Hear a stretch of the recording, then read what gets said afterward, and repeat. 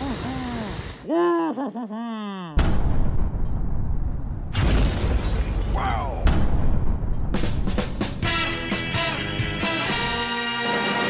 Ako borba sigurno vodi do pobjede, onda se morate boriti.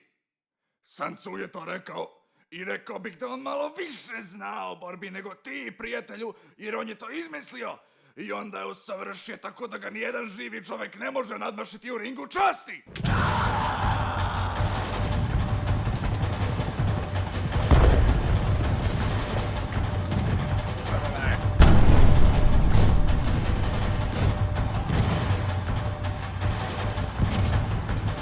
Onda je svoj novac od borbe potrošio da kupi 2 primjerka svake životinje na zemlji, zatim ih je natovario na brod i onda ih je sve potamanio.